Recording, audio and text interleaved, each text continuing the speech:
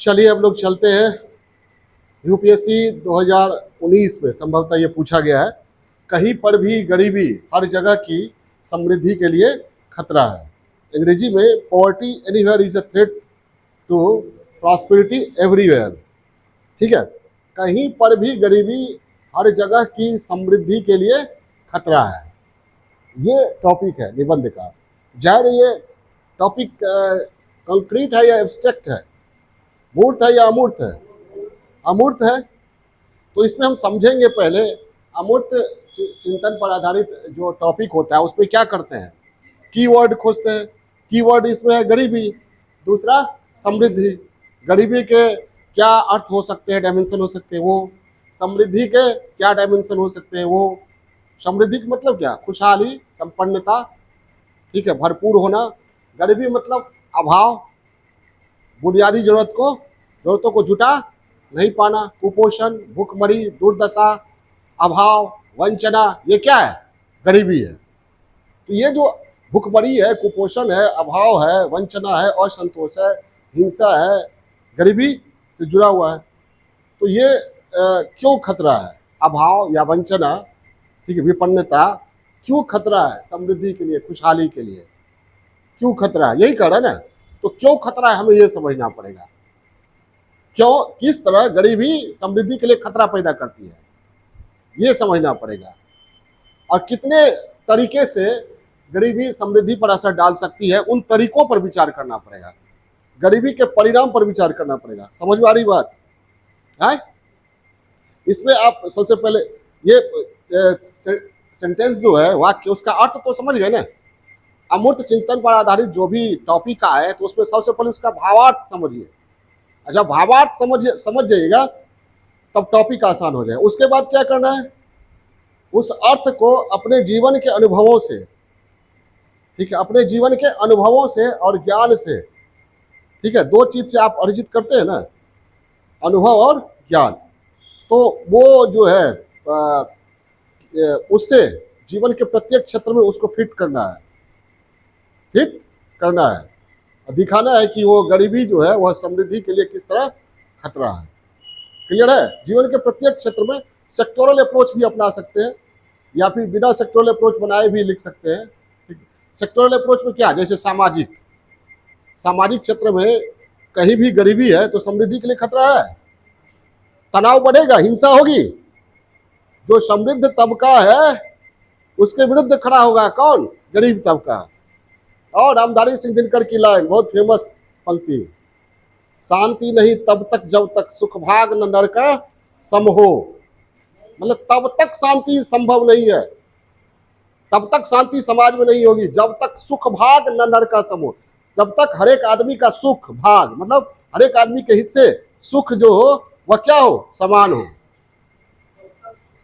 सुख भाग न नर का सम हो, नहीं किसी को बहुत अधिक हो और नहीं किसी को कम हो।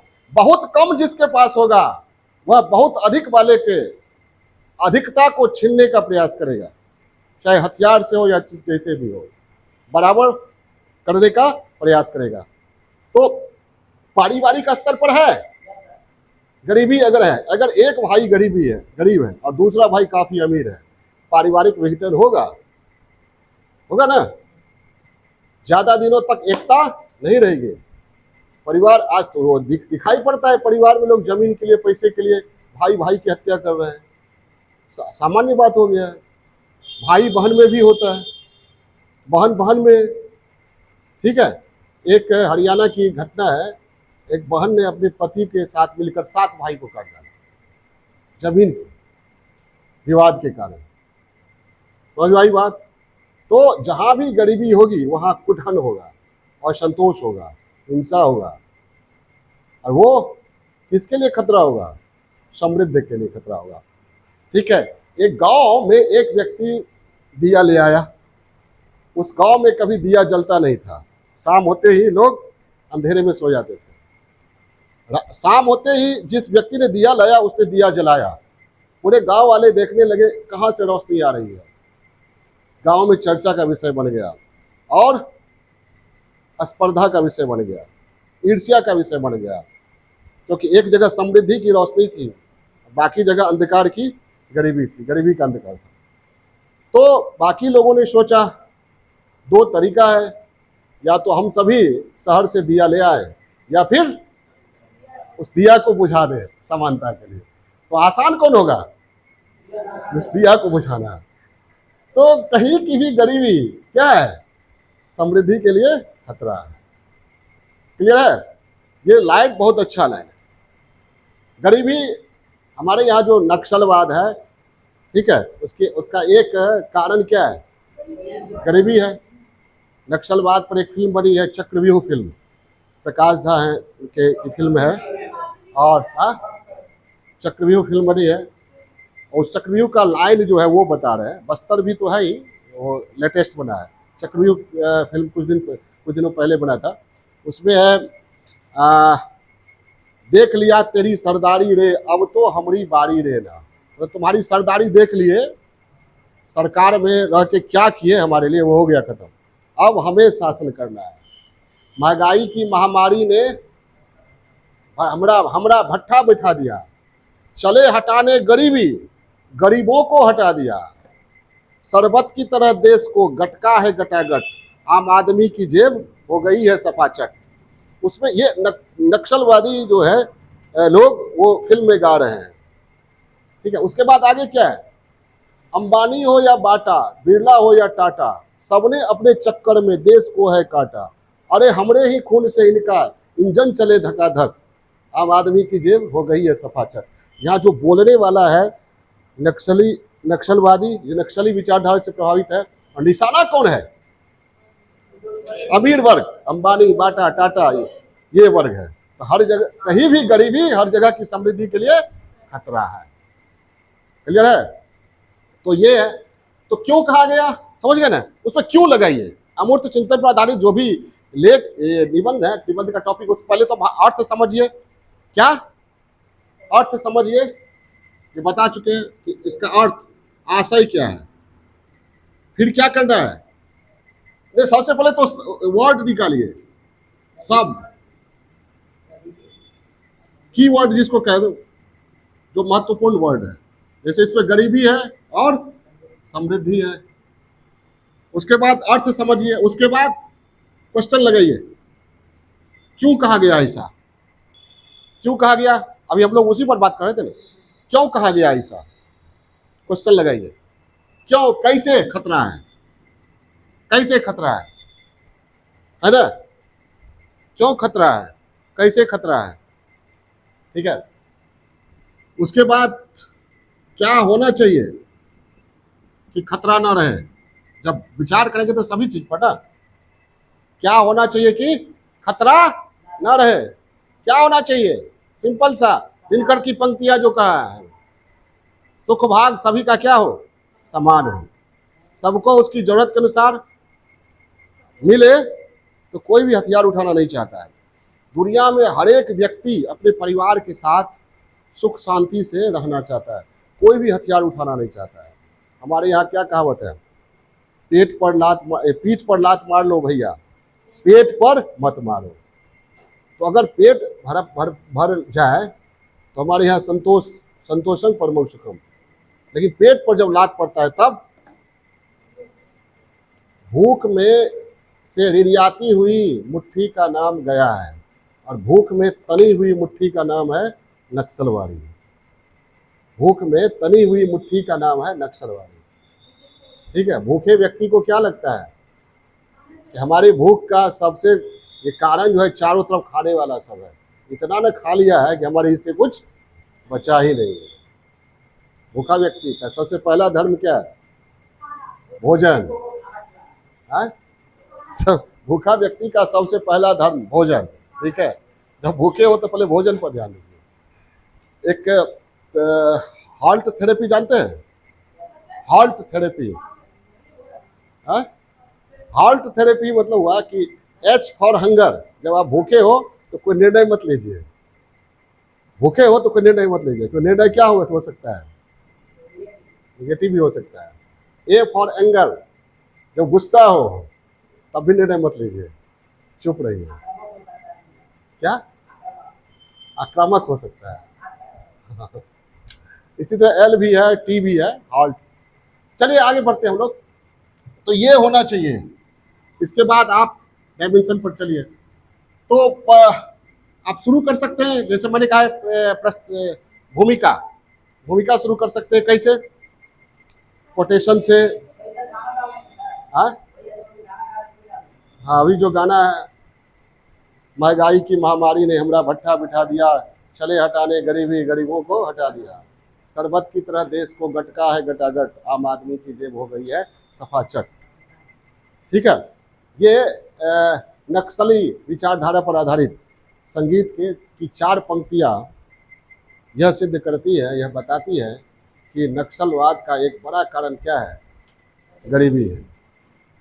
सही कहा गया है कि हर जगह की गरीबी, कहीं की भी पर भी गरीबी हर जगह की समृद्धि के लिए खतरा है।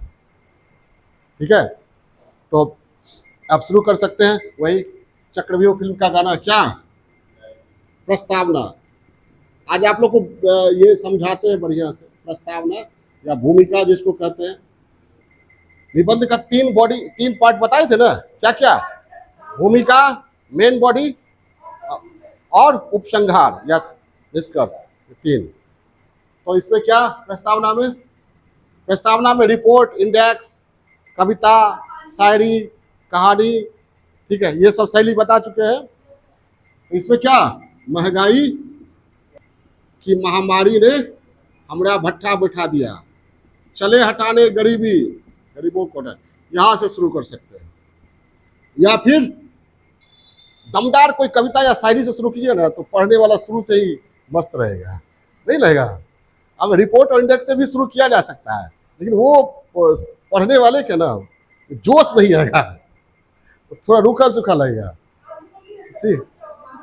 कितना बार बोल चुके हैं, महंगाई की महामारी ने हमरा भट्ठा बिठा दिया, चले हटाने गरीबों को हटा दिया। गाना भी तो है, सुन लीजिए।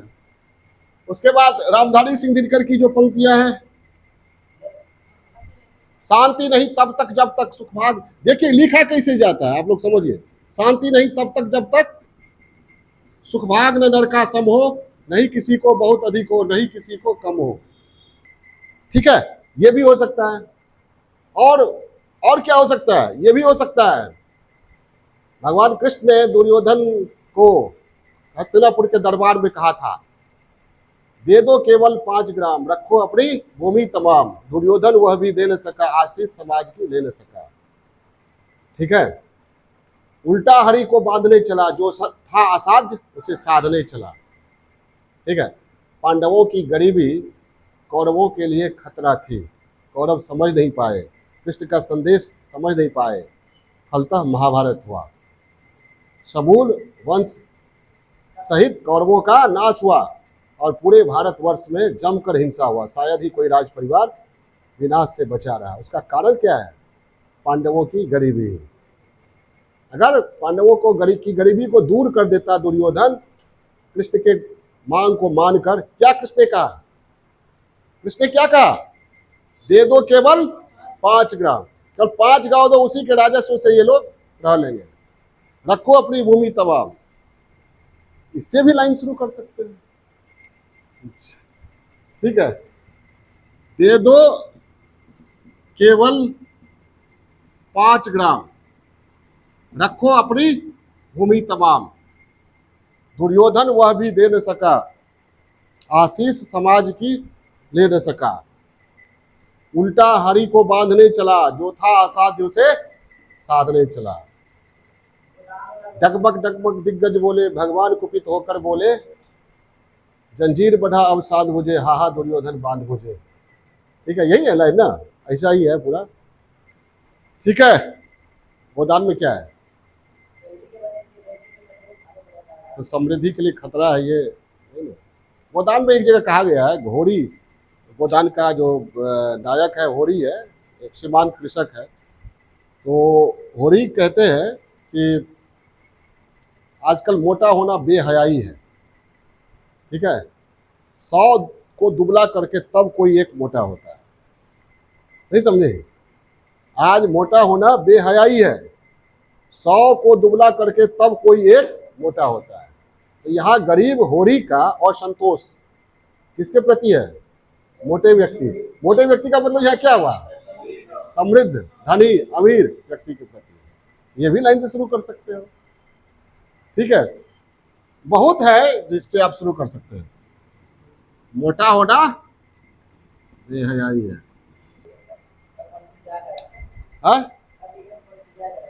कन्फ्यूजिया नहीं जाएगा, कोई ये वो लिखना है, कन्फ्यूजिया कहे जाओगे। समझ में आई बात? और ईसा मसीह ने कहा कि अमीरों के लिए स्वर्ग जाना उतना ही कठिन है जितना सुई के छेद से ऊंट का निकलना। सुई के छेद से ऊंट का निकलना, नहीं समझे? इसमें भी कहीं न कहीं इस विचारधारा में अमीरी के प्रति गरीबों का असंतोष है। नहीं समझ में आई बात? तो ये हो गया। अब इसको क्या करें हम लोग? मेन बॉडी में आए, ये लिख लीजिएगा ना, कोई दिक्कत? अब मेन बॉडी में चले। मेन बॉडी में हम देखेंगे कि खतरा कैसे है, खतरा कैसे है, ठीक है। गरीबी के कारण पहला एक तो शुरू में ही दिखा दिए नक्सलवाद। अब मेन बॉडी में जब आएंगे तो नक्सलवाद का को थोड़ा विस्तार दे देंगे, ठीक है। अभी भी नक्सलवाद हमारे देश में उन जगहों पर ही जड़ जमाए हुए हैं जिन जगहों पर गरीबी है, जंगल है, वही खनिज है। भारत की समृद्धि भी वही बसती है, कहाँ? जंगल, पहाड़, और वही गरीबी भी है।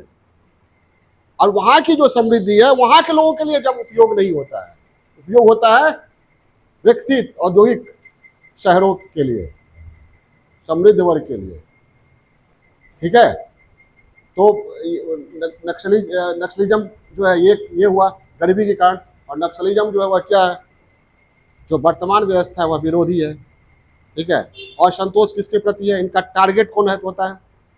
अमीर वर्ग, भूमिपति, उद्योगपति टारगेट है। नक्सलियों के टारगेट में कौन होते हैं? नक्सलवाद और आतंकवाद में थोड़ा सा अंतर है। पुलिस, ज्यादातर पुलिस, सिविल नहीं। सिविल भी टारगेट होता है लेकिन कम। पुलिस और वर्दी के विरुद्ध रहता है इनका। उनको लगता है यही शोषक है भूमिपति, उद्योगपति, और उनको प्रोटेक्ट करता है वो, इनके थ्रू, पुलिस के थ्रू हमारा शोषण करता है वो। ये विचार है यहाँ पर, ठीक है। इसलिए इनके टारगेट, आतंकवादियों के टारगेट में आम आदमी, उनके यहाँ अमीर गरीब कोई फर्क नहीं। वो कहीं भी बम मार देगा, चाहे अमीर हो गरीब सब मरेगा, नहीं समझे?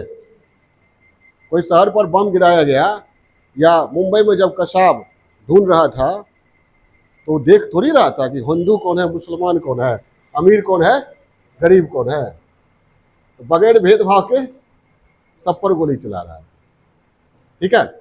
और कसाब की जो कहानी है, हमने जो पढ़ा था पेपर में, जहाँ तक अगर सच्चाई है उसमें, तो मैं बता रहा हूँ कि कसाब एक बहुत बड़े आतंकवादी था, मुंबई बम कांड का आरोपी, जानते ही है, फांसी की सजा दी गई, मृत्युदंड। तो न्यूज़पेपर में था कि कसाब अपने घर से चला था, ईद के दिन उसे नया कपड़ा नहीं मिला था, कोई गरीब परिवार का था, कपड़ा नहीं मिला था, तो और भाग गया था।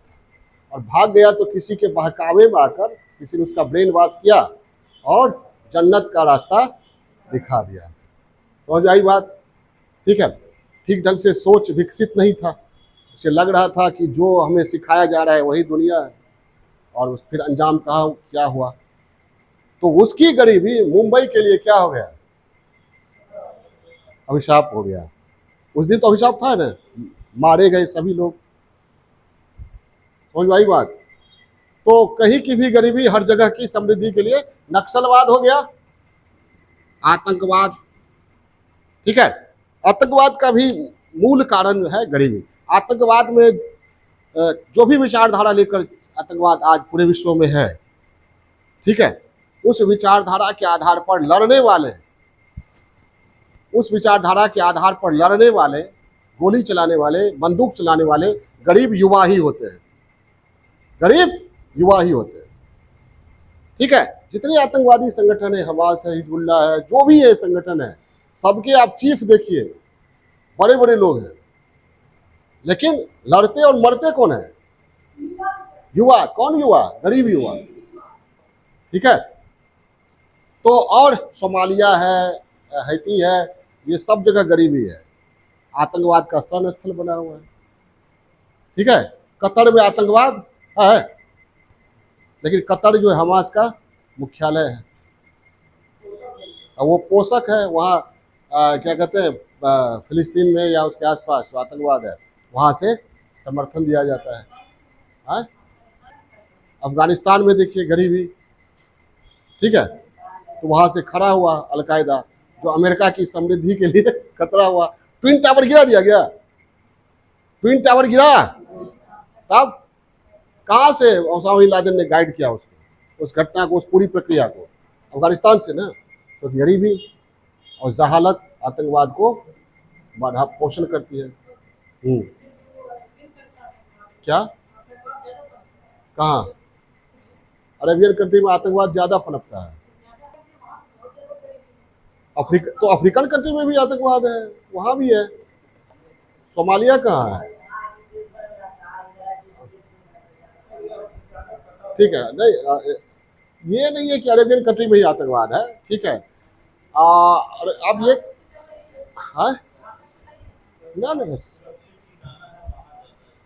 ऐसा नहीं है कि वहां पर ये, एक मिनट, आप कहते हैं अरेबियन कंट्रीज में आतंकवाद बहुत ज्यादा है, असमानता बहुत है वहाँ, असमानता, आम आदमी और वहाँ के शासक वर्ग जो है उसके बीच बाहर असमानता बहुत है। तो जहाँ असमानता होगी आतंकवाद पनपेगा, ठीक है। और उसको एक इस्लामिक विचारधारा से जोड़ दिया जाता है। तो विचारधारा से क्या होता है, वो उत्प्रेरक का काम करता है, मजबूती मिल जाती है, ठीक है, आधार मिल जाता है। हम मार काट कर रहे हैं, लेकिन किसके लिए कर रहे हैं? धर्म के लिए, एक नैतिक आधार मिल जाता है। जब आप कुछ करते हैं ना और उसको नैतिक आधार कोई दे दे, तो क्या होता है, करने की जो क्षमता और प्रेरणा होती है वो क्या होती है, बढ़ जाती है। तुम सही कर रहे हो, ये कोई कह दे, देखिए, और पहले से जोश और बढ़ जाता है, ठीक है। तो जो कट्टरपंथी होते हैं वो इस्लामिक विचारधारा से जोड़ देते हैं।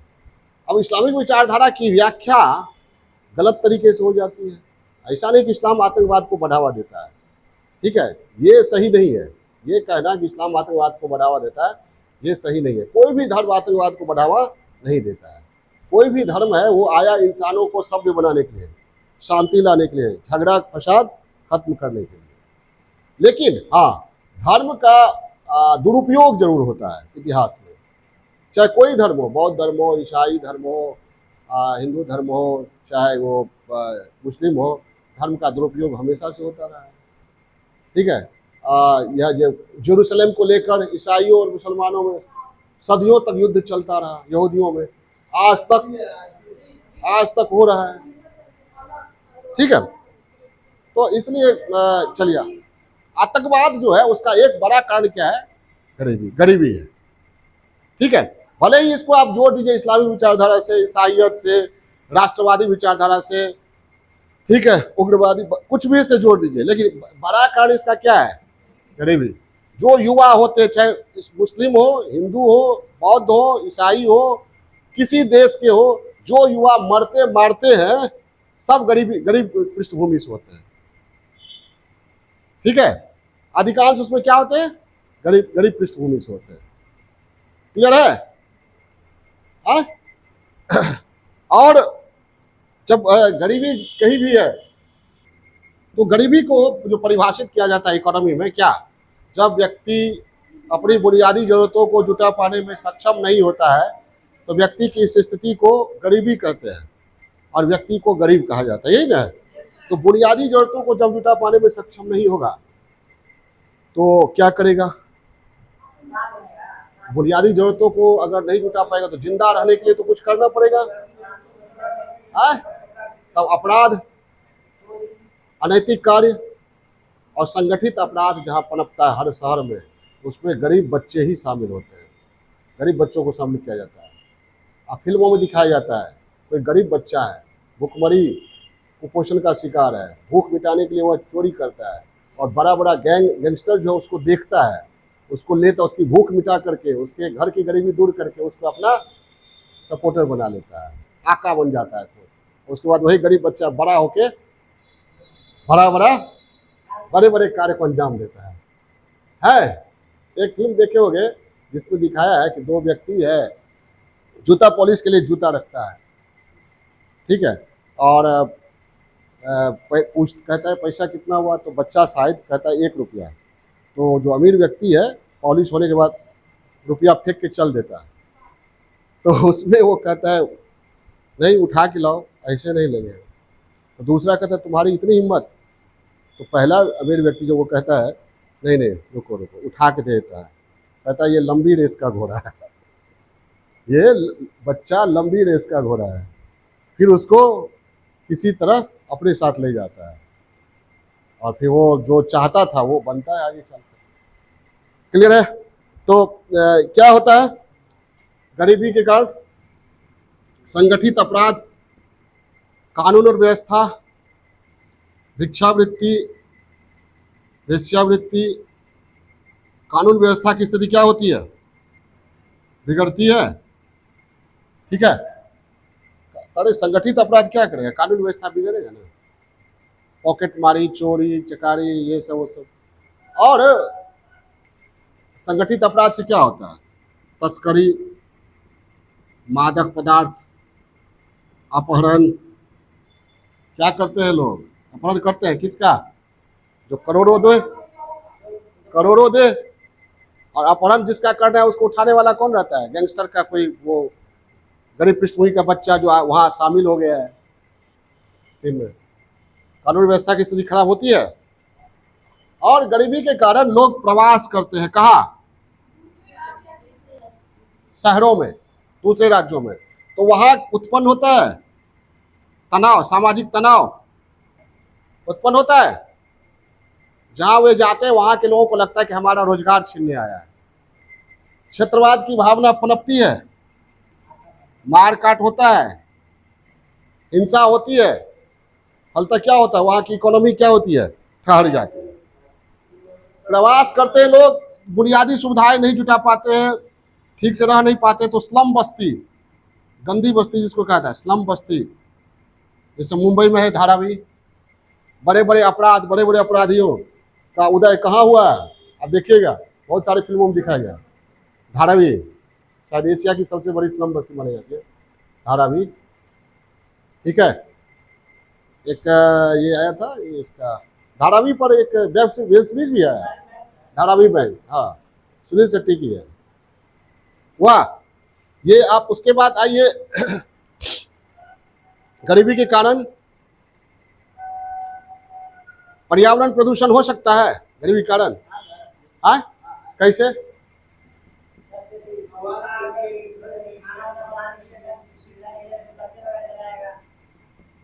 गरीबी के कारण क्या हुआ? स्वच्छ ईंधन स्रोत का इस्तेमाल नहीं करेंगे, कम ये जो ऊर्जा वाले ईंधन है जैसे केरोसिन, लकड़ी, मिट्टी तेल, इन सब का ईंधन के रूप में इस्तेमाल करेंगे। जलेगा, carbon dioxide, carbon monoxide, global warming की समस्या उत्पन्न होगी। गरीबी के कारण स्वच्छता का लोग अभाव रहता है, रोग फैलने का खतरा, महामारी फैलने का खतरा, शौचालय का उपयोग नहीं करते हैं। ठीक है, तो ये स्वास्थ्य पर भी प्रभाव पड़ता है। ठीक है, और डायरेक्टली देखिएगा तो जब स्वास्थ्य पर प्रभाव पड़ता है, जिस गरीब युवा का की माँ या पिता हॉस्पिटल में भर्ती है, डॉक्टर कह दिया क्या 10 लाख लगेगा ऑपरेशन में या 5 लाख लगेगा, उसके पास नहीं है, तो कौन सा रास्ता अपनाता है? अक्सर फिल्मों में दिखाया जाता है, अपराध का रास्ता अपना लेता है।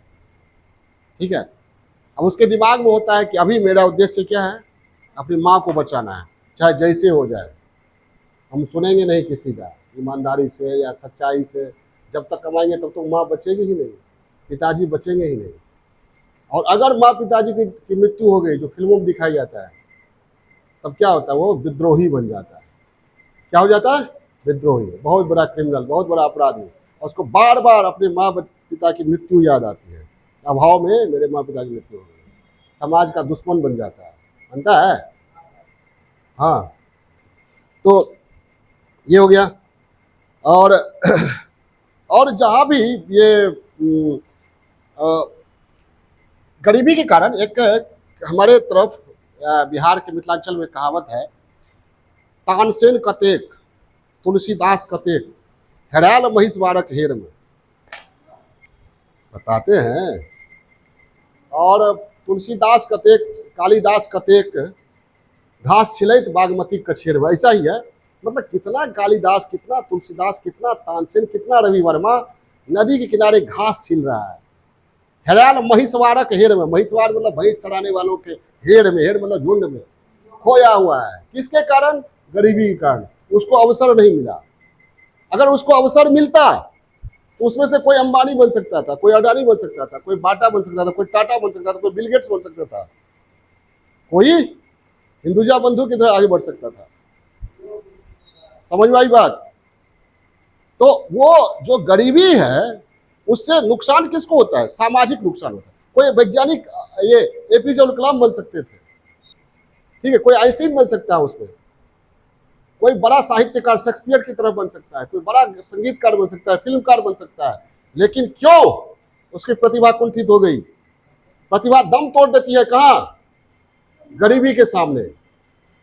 प्रतिभा दम तोड़ती है गरीबी के सामने। आप लोग यहाँ हैं तो क्या आप लोग सबसे प्रतिभावान हैं? आपसे प्रतिभावान है कि नहीं? है गाँवों में, लेकिन गरीबी के कारण प्रतिभा दम तोड़ देती है। और प्रतिभा जो दम तोड़ देती है, कुंठित हो जाती है, उसका लॉस किसको हुआ? उस गरीब को हुआ, समाज को हुआ। न जाने कितने अंबेडकर सो गए होंगे, प्रतिभाएं कुंठित हो गई होंगी।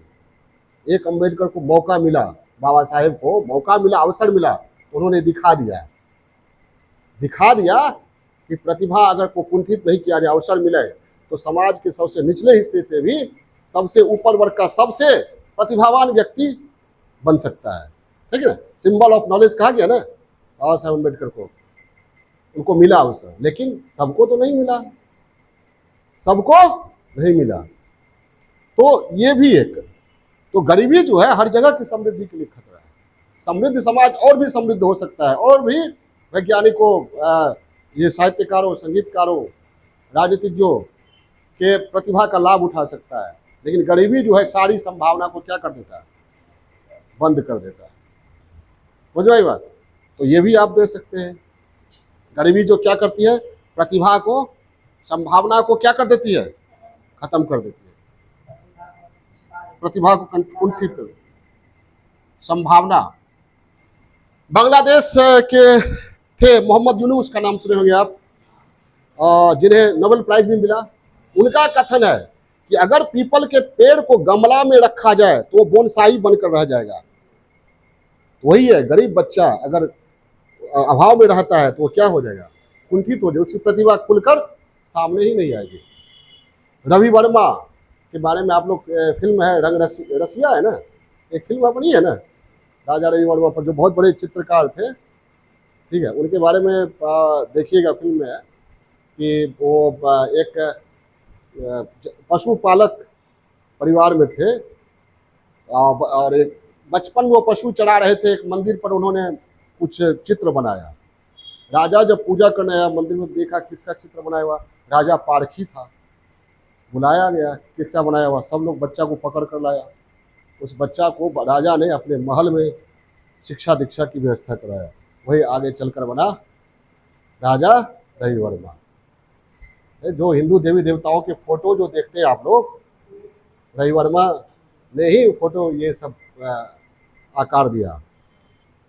ठीक है, और उन्होंने क्या किया? भगवान को बहुत बड़ी क्रांतिकारी बात किया। ईश्वर को मंदिर के चौखटों से गरीबों, दलितों, पिछड़ों सबके चौखट तक पहुंचा दिया। नहीं समझी? पहले ईश्वर की पूजा करना है तो जाना कहाँ है? मंदिर। अब मंदिर के दरवाजे सबके लिए खुले नहीं है। रवि वर्मा ने क्या किया? सबका फोटो बना दिया, पहुंचा दिया जगह जगह, क्रांति कर दिया। एक तरह से क्रांति हुई। अब भगवान क्या हो गए? सब घर में विराजमान हो गए, लोगों को संतोष मिला। ठीक है, चलिए तो ये भी पॉइंट बनता है कि प्रतिभा संभावना जो है वो अवरुद्ध हो जाती है।